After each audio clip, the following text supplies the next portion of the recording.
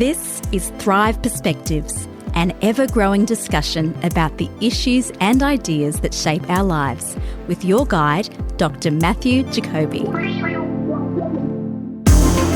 morning, Connell. Good morning, Matt. Thank you for the coffee again, Connell. You do our regular Saturday morning coffee runs, and we appreciate it, mate. So. It's my most important job, isn't it? Really? Well, you know, that was why we invited you to the conversation, of course, because you go past the coffee shop. I know. Morning, Matt.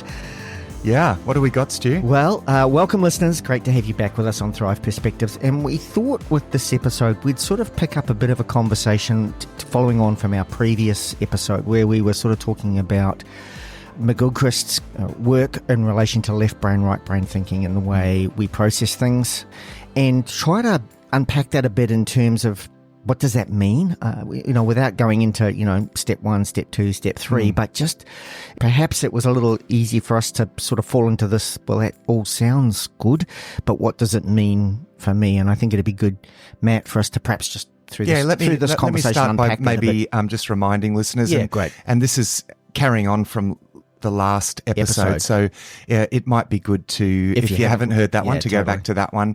But let me just remind listeners. So the prompter for this was, for this conversation was the work of psychiatrist and philosopher Ian McGilchrist, who's wrote a very famous book now called The Master and His Emissary. And he's written recently another big book called The Matter with Things. But I'd probably, if people are interested, actually there's a shorter book. I know it's available on Kindle. I read on my iPad. So through the Kindle app, as an ebook, it's called The Divided Brain and the Search for Meaning. And I think you can get it for like $2 or $3. It's very short. So it's a great short summary, or even if you just jump on YouTube or listen to a conversation on a podcast somewhere with Ian McGilchrist.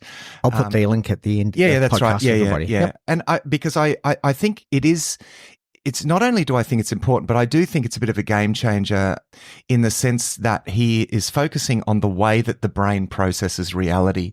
And, he sums up all of this research, sort of replacing old views of the left and the right brain. Basically, he says that left and right brain are both involved in the way that we process reality, but they process reality in different ways.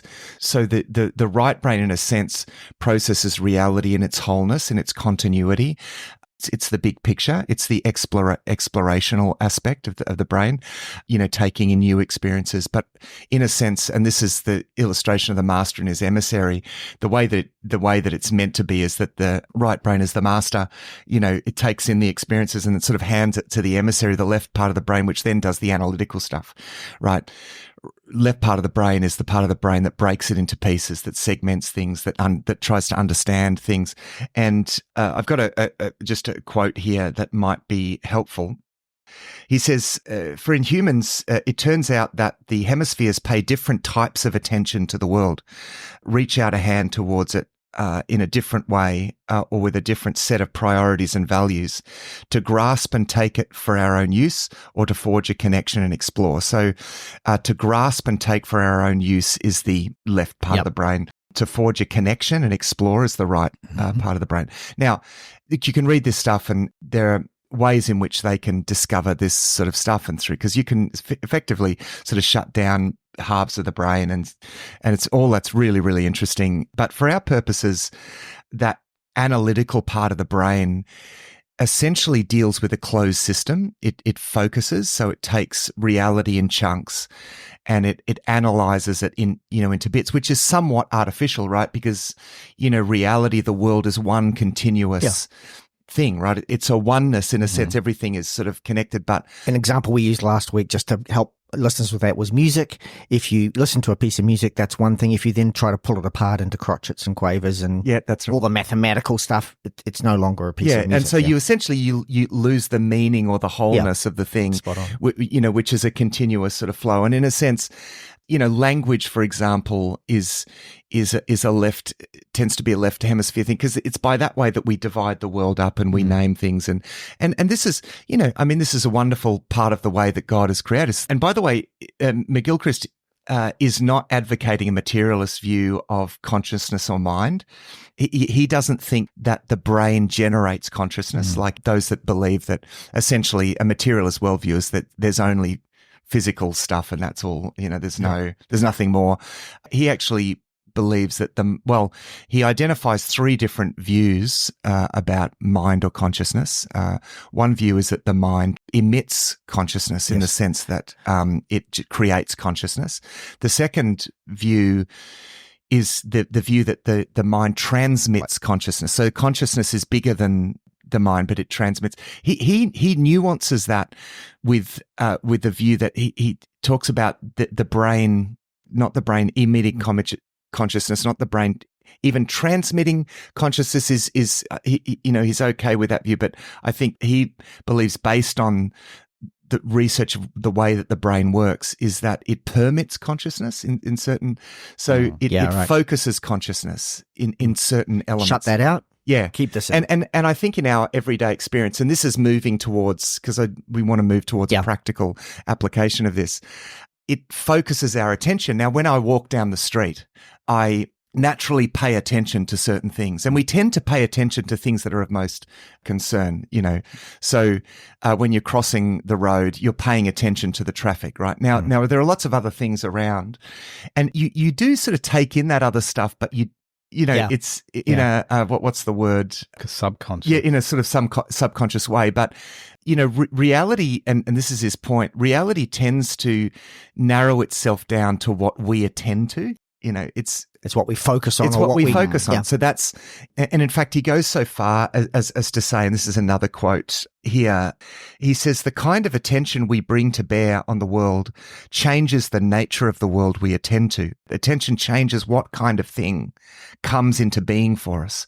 In that way, it changes the world. Now, what he means by this is not that we change the world in a sense, but the kind of attention that we bring to bear on the world changes, in a sense, the value of things, because we naturally prioritize certain things. And so certain things come to the fore and other things fall into the background, right? And other things we don't notice at all, depending. Yeah. Now, he thinks, in a sense, the brain functions this way. And so essentially what he's saying, the master and his emissary, is the issue that he has with, and it's a bit of cultural critique, because essentially what he's saying is that we have developed a culture that has made the emissary into the master. So what has happened, he believes, is that we're overly preoccupied with grasping and analysing and instrumentalising the world. Now, he says, grasping and analysing and instrumentalising, that's a valid thing to do, right? We need to do that to some degree. That's right. We need to do that to some degree. But in a sense, that all needs to be in the service of the right brain. It's in a sense, so reality is fed through the right brain. It's handed to the emissary, does its analytical bits. What's important for the other side to know? That's right. And then it hands it back to the right brain, because the right brain essentially gives everything meaning, right? Yeah. But we've sort of, we've moved away from things to do with meaning and value and in our culture, and move very much towards instrumentalizing the way. How can I instrumentalize my environment, other people? How can I instrumentalize reality in a way that brings me pleasure and happiness? So instrumentalize means really use it as a tool to serve me. That's right. To create. That's right. Use it to serve my and purpose. That's and so, because in a sense we can actually, and the point that he makes is, our cultural environment can favor a certain working, of the brain, and the culture in which we grow up in, it creates certain pathways in the brain. I mean, the work of Jonathan Haidt also reflects a lot of this sort of stuff, because he talks about how, the ways in which we develop as human beings, in a sense, shapes, the brain has this plasticity. In a sense, we shape. Even the brain is shaped by our cultural, by our cultural environment. And I mean, I've been reading Jonathan Haidt's book, The Anxious Generation, which is I think it's like absolute vital reading, because he talks about the way that a certain kind of, like a play-based childhood helps to wire the brain. And we've moved from a play-based childhood to a screen-based childhood, and he talks about how that is rewiring, the brains of young people. And so anyway, that's another topic. But the point is that we can actually, by the things that we attend to and by the cultural environment that we're in, and even the upbringing in that cultural environment, it can actually, in a sense, rewire the brain in such a way that we favor. And what he's doing is that he's saying that we have so favored the left brain, analytical thinking, instrumentalist thinking, that has become the master, right? So that they're, so that the right brain, in a sense, is being suppressed. So that this kind of sort of cultural psychosis. Yeah. And listen, the reason why I just loved this stuff is because it helped to explain something that not only that I have seen in my own life, right, as a classic overthinker, right?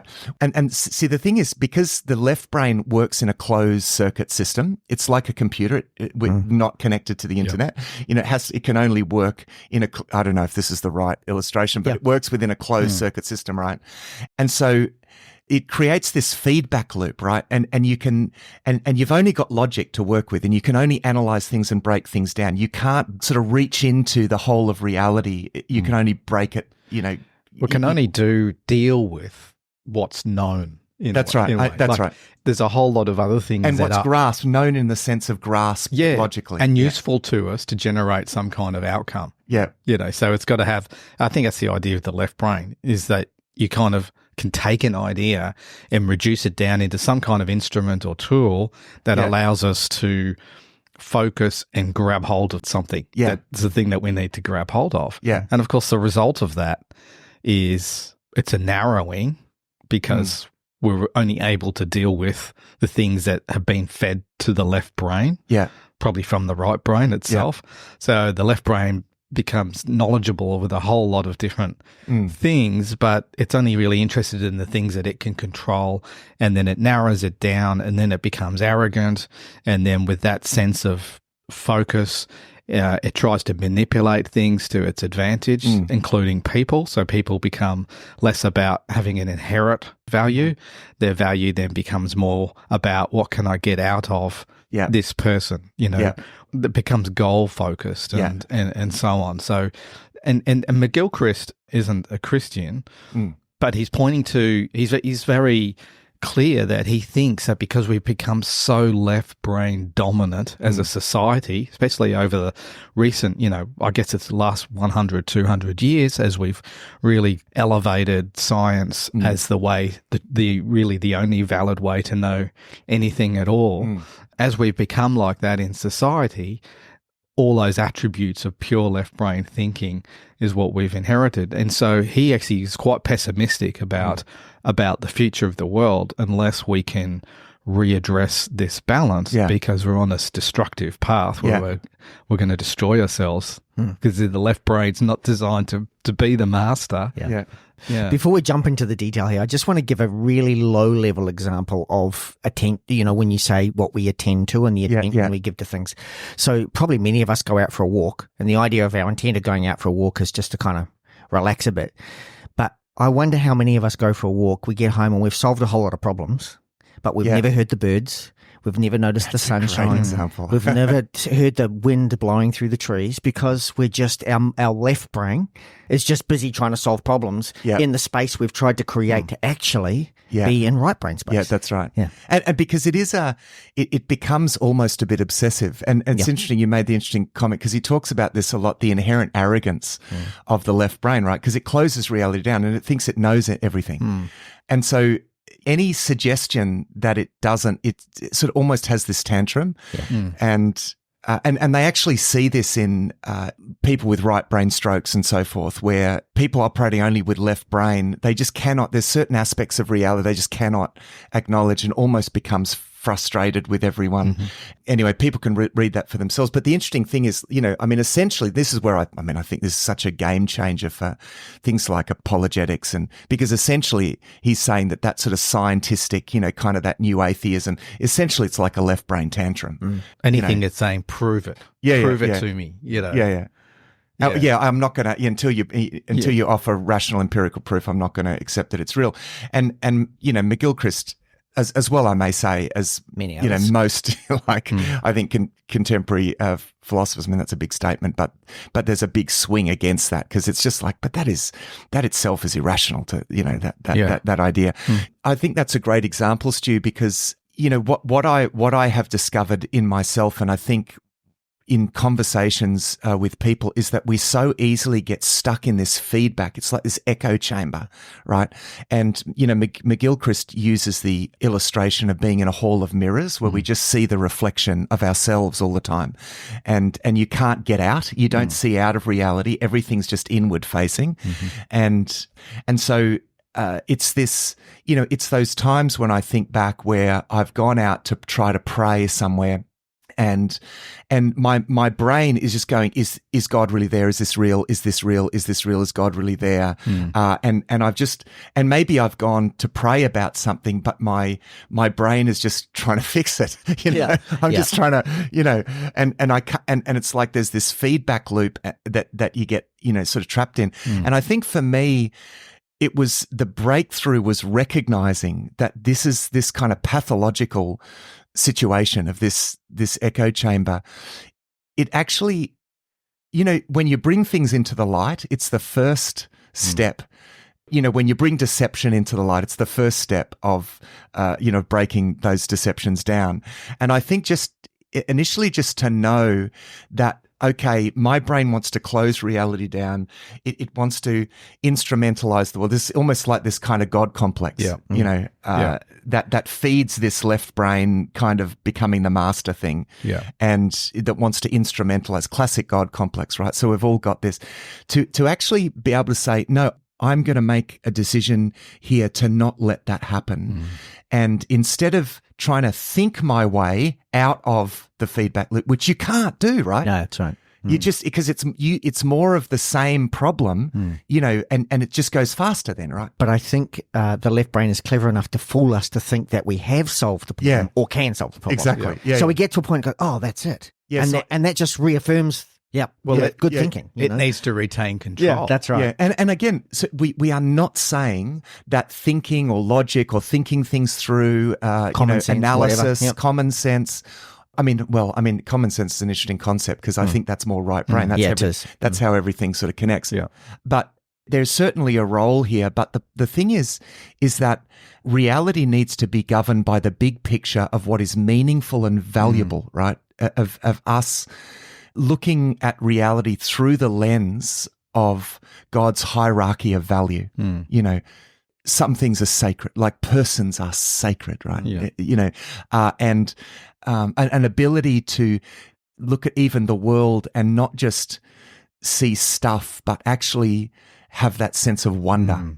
And that's what's happening. When you listen to McGilchrist talking, this is where he ends up. It's not just purely academic, that if we can then tap into right brain, then we can perform better at our jobs and so on, even though there's an aspect to that. But where it's leading him is into them with thinking of things from a right brain perspective, is that the right brain is actually designed to plug into a different sense of reality than just the immediate physical reality that we deal with, day by day, which is where most of our attention goes. Yeah. Would you say different sense of reality or bigger sense of reality? Because I think it's important that there isn't two separate realities. No, there's not. But when because of our left brain, we only give attention to the obvious bit that we can grasp, and there's an intuitive knowledge, and we're not completely. I don't think any of us are without that. We kind of have to suppress and I think we've been taught to suppress our intuitive knowledge because it's almost like, well, it comes back to, if you can't prove it, anything that can't be proven isn't really all that valuable as a form of knowledge. That's kind of been the mantra of society. Well, certainly Western culture, I would say. I think in the last lot of years. Yeah, I think it's a cultural thing that shaped us this way. Because you can go to places, still probably today, I haven't been for a little while, but, places like Fiji, and everyone talks about Fiji time, where the priorities seem completely different. Money isn't the driver. People is. Family is. So I think it's very much a consumerist Western cultural thing to me. We think we're smart enough to not have to deal with fairy tales and mythology, but just to deal with what we can control and what we can analyze and what we can prove. And I guess over the last 10 years, especially like with that whole sort of rise of like new atheism, it's kind of been pitched to us that really that's the safeguard of society, is that we just ground ourselves in what's demonstrably proven to be true, and everything else is dangerous. Yeah. I think we've all bought into that in some way. Totally. You know, because we kind of think, well, there's a certain amount of sense behind that line of reasoning. But the issue is, and this is, you're listening to McGilchrist talk, he talks a lot about the sacred and the divine. Yeah. And this is where he's kind of coming, there's something else beyond what the left brain perceives, and it's what the right brain is able to plug into, some kind of awareness of understanding and connecting to and relating to something that isn't explicitly knowable to us, but it is implicitly knowable. I mean, I'm sort of kind of putting into my words what I think he's talking about there, and that's really stuck with me. Yeah. Because that's completely countercultural to how I've kind of thought about. Yeah. Even though I do like ponder the big questions, and obviously I'm a Christian and I have a relationship with God and so on. So you'd think, well, you'd know that. But I think everything is so tarnished with this left brain thinking that it actually not cripples, but reduces my idea of God. Confines it. Yeah. And I think listening to, and it's not just McGilchrist saying it, I'm just seeing there's a change in atheists who are talking. I mean, we mentioned in the last episode, I think I said that, Dawkins come out and identifies now as a cultural Christian. And, and people have been talking about, what does he mean by this? That's crazy for him to even to want to identify with anything of that sort of language. But what he's saying is, we're starting to see there's something of value in at least believing the Christian narrative. And we see people like, Tom Hollands and other people, I think, who are contributing to the conversations, even people like, Jordan Peterson, who's out there talking a lot about this kind of stuff. And as if there's something else that we were missing out on. And I think, for me, it's like kind of getting to the point where I kind of think of it as almost getting permission for myself to allow myself to explore that implicit knowledge, and to legitimate that, essentially. A legitimate exploration of it. Because, when we talk about, you've got to pray and you've got to contemplate and so on, in order better ways to try to understand God, it's still very process orientated, as if I've got to do something. But I think the thing that I've been sort of missing there is a sense of, well, I'm doing it because I'm a person of faith, and so those things are maybe a way for me to try to tap in and get closer to God. But it's actually sort of poo-hooed really if you're not that kind of person, because it's not a very good way to live your life, because you're just living in fairy tales, you're just trying to invent things in your minds and so on. So, but what they're actually saying now is that shift in thinking, saying, actually, there is something of value here.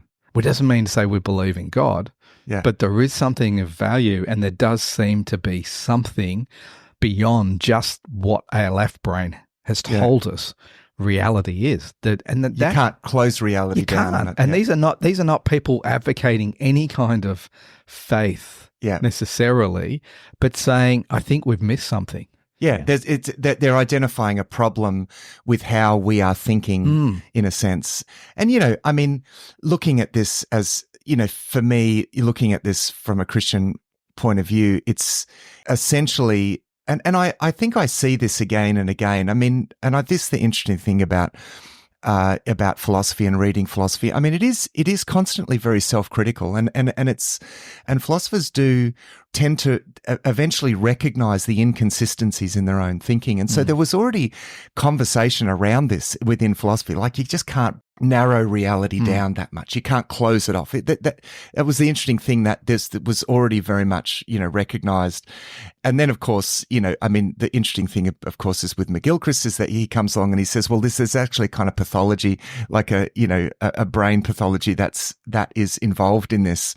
And then you've got, the work of the social psychologist Jonathan Haidt, who, talks about the flattening of reality and how we're wired for this, our well-being. I mean, he's talking a lot about positive psychology and what are the elements, or at least one part of his work is, and, what do we need for our general well-being? And he recognizes we're wired for spirituality. We're wired for another dimension that our culture has flattened out.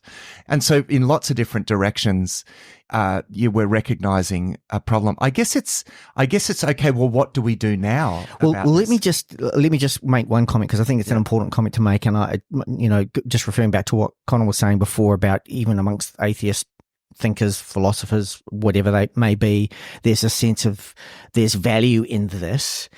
I think it's important to say, as Christians, it's not just another idea that we think there's value in. As Christians, we know there's reality in this. Yeah, that's right. There's not just it's not just another kind of way of thinking that's going to make us better. It's actually no. This is part of the Christian faith's reality that we've known potentially for 2,000, 4,000, whatever years. Science. Psychologists are catching up to. So I think it's important that they may be couching it as like, oh, this is another way of thinking that'll make you better. We're actually saying, no, actually, this is not just another way of thinking. This is actually so the contrast to that is, it is. That's a good point, because we think of things of value as what we can get out of it. Yes. Where I think right brain thinking is more about what do we value is actually not knowing. Like McGilchrist actually talks about what the right brain gives us is a sense of awe and wonder. And you can see how that's beneficial. And you can see how you lose that as soon as you reduce everything down to break it all down into its parts, so it just becomes a machine. Awe and wonder is what comes from the right brain. So, and from awe and wonder involves not knowing things. So it's kind of like there's permission there to not know things and sit and be prepared to sit in the not knowing and not trying to understand, which is the opposite to how I've worked, because I'm always thinking, how does that work? What does this mean? And it goes on and on. As you said before, I reckon even not just be prepared to, but enjoy sitting in the unknown and the unseen, and the awe and the wonder. And that's actually, according to the thinking that McGilchrist has done, that is actually more important. That is where we're actually meant to be from a right brain perspective. So all the other stuff is subservient to that, which is complete opposite of what we've been told. I would add another sort of it's funny, because when we shouldn't be surprised, there are obstacles to us knowing God, like, you know what I mean? Like these sort of internal obstacles that we have created. And, it's this idea of deception. And, we know that there are spiritual forces of evil, trying to deceive us and, and by all means, shut God out. But I'd probably add to this, because I mean, and I read recently Justin Brierley's book called this The Surprising Rebirth of Belief in God. And, he talks about this return to, belief in God. Now, the thing is, and a lot of what comes out of this sort of work is people are more open now to, actually, we really need to reconsider this. And, McGilchrist is a kind of theist. I say a kind of theist, and I'm seeing a lot of this, even, we've talked about the return to mind-based views of reality and even philosophers like Thomas Nagel that see something like the Greek idea of the logos, that we see in John 1:1. In the beginning was the logos. John draws that Greek idea of there being mind, the mind of God present in everything. And there's a real return in philosophy of this idea, the presence of mind in all things, and so a lot of people are very compelled by these sort of mind-based views of reality now. And that's connected with quantum field theory and all sorts of things. Anyway, my point is, right, that a lot of people are, in a sense, more open to being open or knowing that there is a God in a sense, like that's just your starting block. It's not because there's still an obstacle there at that point. I mean, Paul says in Romans chapter 1, although they knew God, they neither worshipped him as God nor gave thanks to him, right? So, I mean, Paul doesn't give a lot of credit to people for just believing. So, well, it was almost the devil believes in God. I mean, but it was much more. It was almost looked down on back in those societies that if you didn't believe in God, like you were the odd one out. Yeah, that's right. So, well, there wasn't. I mean, in a sense, in the ancient world, there was no atheism as we know it. So we've, we've gone further behind in that sense. But here's the thing, and this is going back to previous episodes that we did where we described a more multi-dimensional reality in terms of a double axis, horizontal line intersected with a vertical line. The horizontal line stood for, I guess, that one-dimensional way of living, between pleasure and pain. There's no aspect of reality. As soon as you open reality up, particularly in a theistic sense, you get this axis from the sacred to the profane, right? That means as soon as you enter meaning and value, you allow for that. You open up reality to allow for a transcendent sense of meaning and value. You realize some things are actually sacred. And of course, all of our values in our culture. This is, of course, what Tom Holland keeps pointing out, that all of our value system is based on this double axis.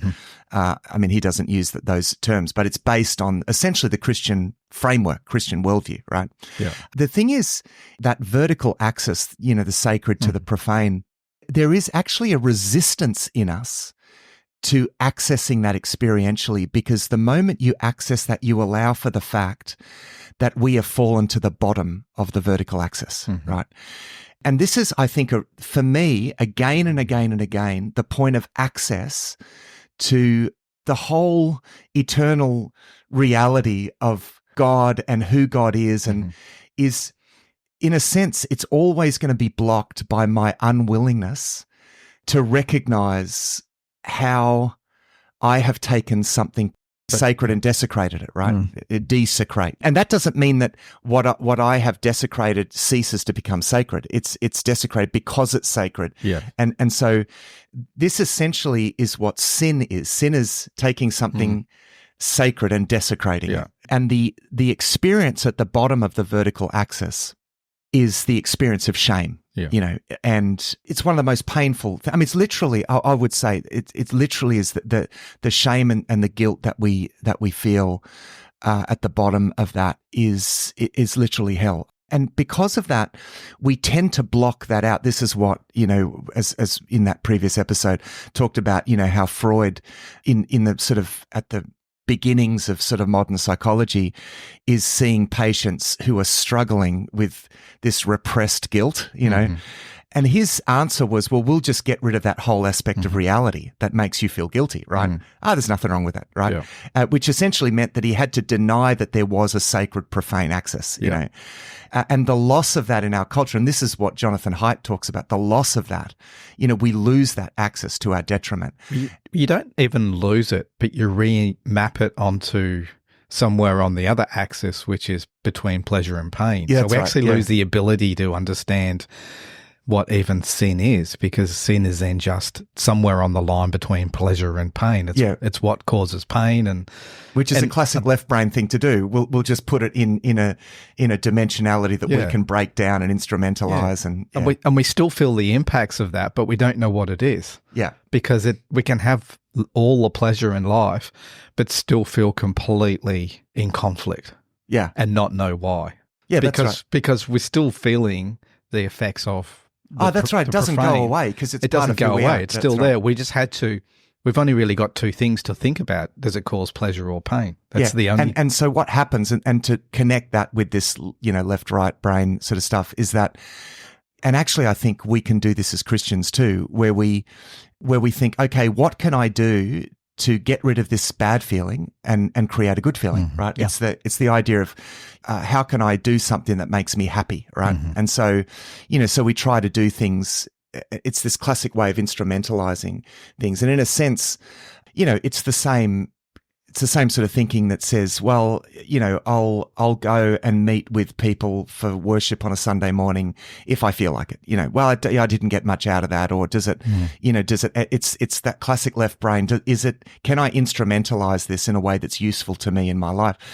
Whereas we should be doing that because it's sacred, right? It's like, because it's stepping out of that and stepping into something sacred and something that allows us to transcend ourselves and our little instrumentalist universe over which we're trying to play God. And so getting back to, what I was saying, for us to open up our reality and say, well, there is a God, we actually have to recognize that there are ways in which we have fallen short. And this is why we hold the cross to be central, because it's through Jesus actually that we can this is, the doorway to accessing, in a relational sense, the fullness of reality is at the bottom of that vertical axis where we see the ways in which we are fallen short. And I'm not saying as Christians we need to just continually wallow in all the ways that we've failed, but I know that life is about salvation. Like, I have been saved, so I recognize I am reconciled with God, right? Once and for all. But there's also a sense I am being saved, right? And there's this process in which I need to keep coming back to recognize ways in which I fall short, because in that way, again and again, I meet Jesus.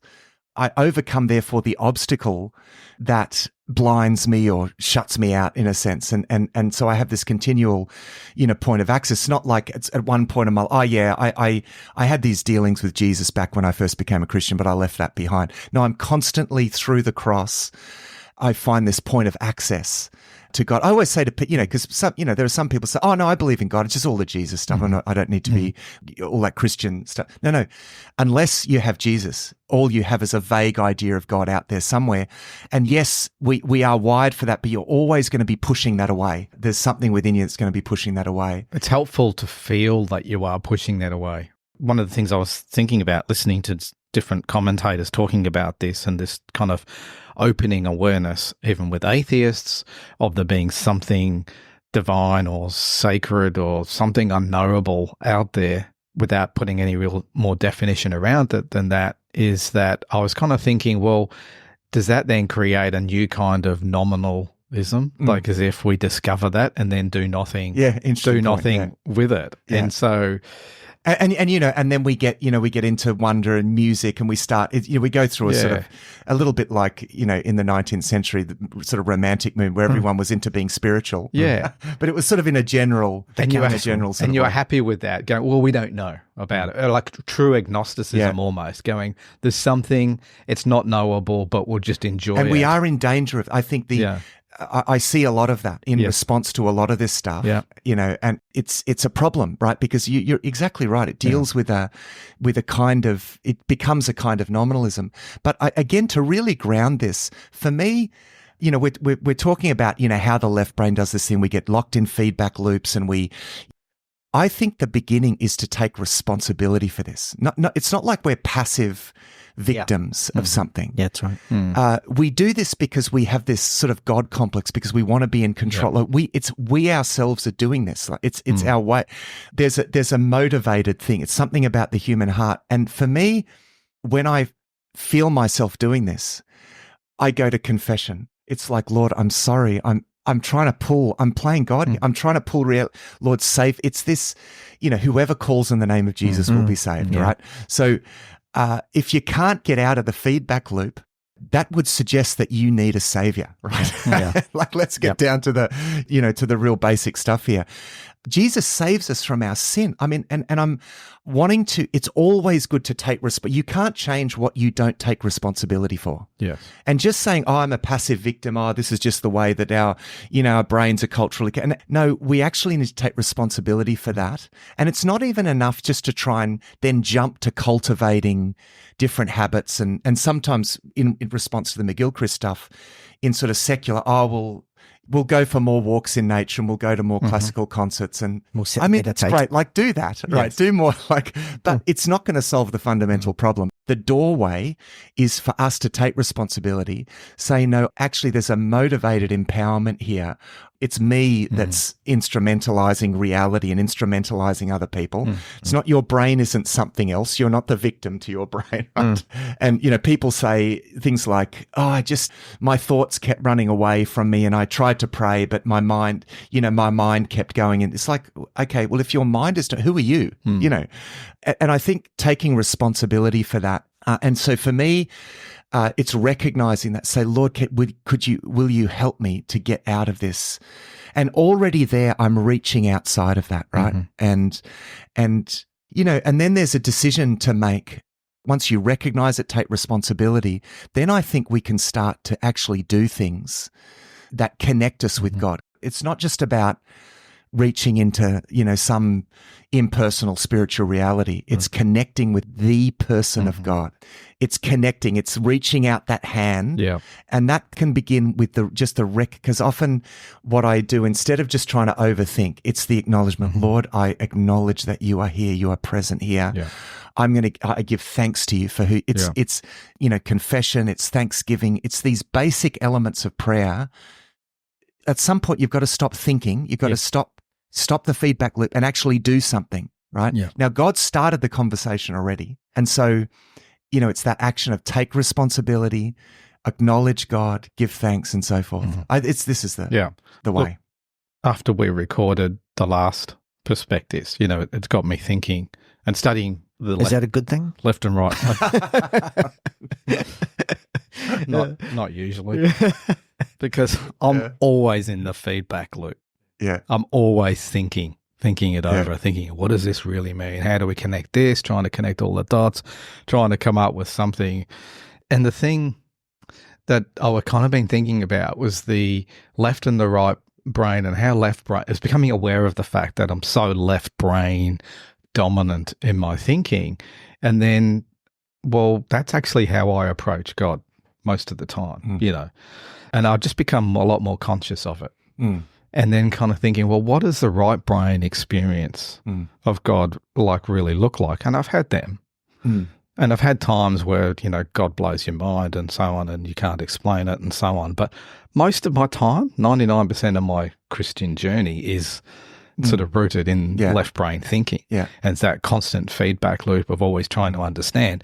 So after we did the last one, I kept thinking about it, thinking, what does it mean for me? It's great theory, but how does that actually practically, sort of play out? And it was actually, the next day, and it was actually out, I was mowing the grass and I was listening to some podcasts on a similar thing, and then they came to an end as well. And I'm kind of thinking about it a bit more. And then my sense was, I'm always trying to know God in the sense of know him, as in have knowledge of, that I understand. Yeah. And so as I was going through just pushing the mower up and down, I was kind of thinking, what if I just stop trying to have that knowledge or trying to understand? Like analytical knowledge? Yeah. Yeah. And as I'm just sort of outside, there's a sense of God just being in everything, like being present and conscious. And, when I think of God, I think of a person up there. Even though I know it's not true, but that's how my mind tends to want to think of God.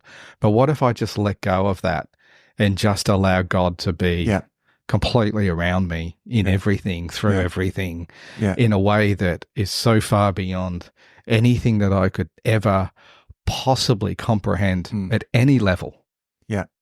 If that's who God is, the only way I can really approach him is to let him sort of be that. And what does that kind of look like? And as I was doing that, the words that were coming into my brain was thinking to God, who are you? There was a sense of like Adam and Eve in the garden, when God was sort of looking for them and going, where are you? Yeah. He knew where they were. Yeah. I know who God is. Yeah. But there was a deeper sense of God, who are you? Who are you? Like it's just awe and wonder, not just a person in the sky, but who are you? Well, it's the same. It's the same for me to get to know you. It's not just, I can do a scientific dissection and analyze your blood type and analyze but that's not knowing you, right? Because some people say, if only God were a discrete object that I could look at and see and sit before me, then I feel like that would help me to know God. Again, that's classic the left brain wants something that it can grasp, but we don't even know each other like that, right? Because we're not just physical objects. We're minds, we're persons, right? And persons, you get to know a person by it's a kind of spiritual engagement where it's a relational thing. You enter a conversation, and to know God is to enter the conversation, which begins, because remember, God has started the conversation. So it begins with us listening and paying attention to what God has already said, which is why we read the Bible, right? This is God has already spoken to us. Yeah. Okay, God, what are you now saying to me?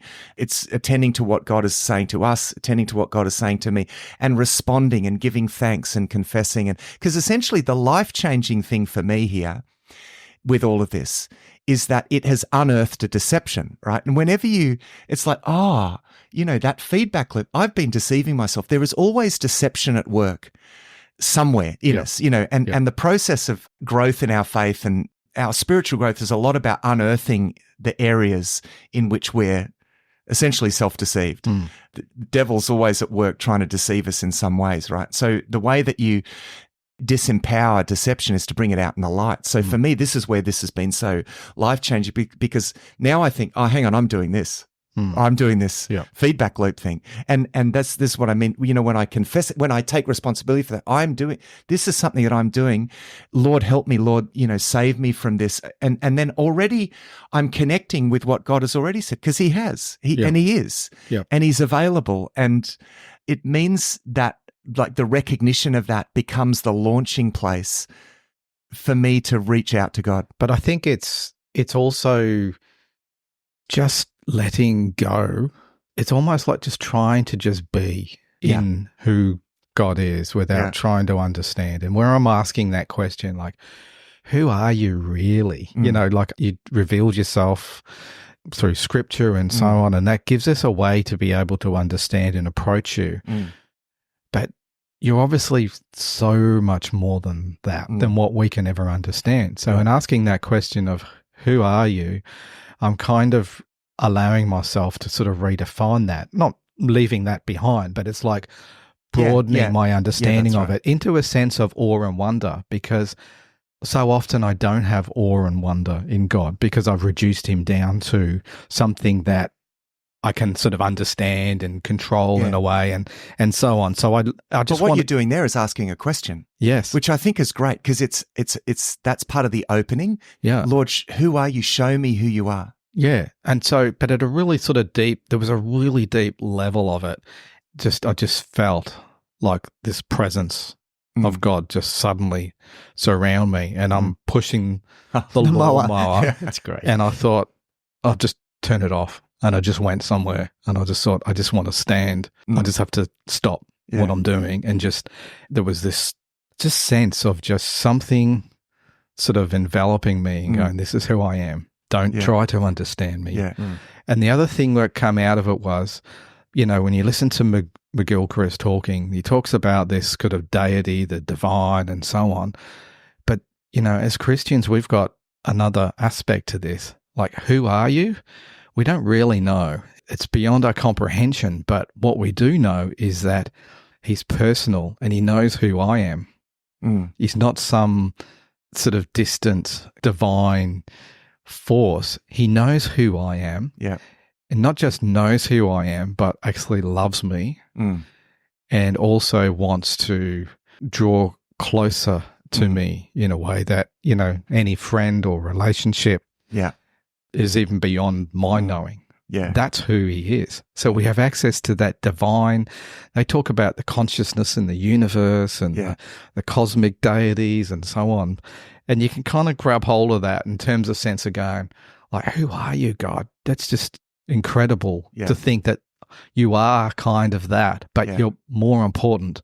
You're actually personable and you draw near and you love us. And that's the bit that we get when we're a Christian is understanding that. That's incredible. And we should have awe and wonder in that. And so what that's probably done a little bit there is change me. I think I start every day thinking, God, who are you? Yeah. There's that I can hear those words in my head. Yeah. It's like, who are you? Yeah. Reground myself at that. That's right. sense of Because he awe wants and to, wonder. God wants us to connect with him personally and to know him, to know God is everything. And it's a relational thing, and we have access to God and to knowing God through Jesus, who of course is the ultimate expression of who God is. But it's not just a knowing something about Jesus is enough. I think that's a wonderful question because it invites God to reveal himself and to, we place ourselves in that, what we've described as a contemplative frame, which is being receptive and to allow that space and that openness for God to not only reveal himself for us, but even for us to know ourselves in him. And it's the beginning of all wisdom. Thanks for joining us for this episode of Thrive Perspectives.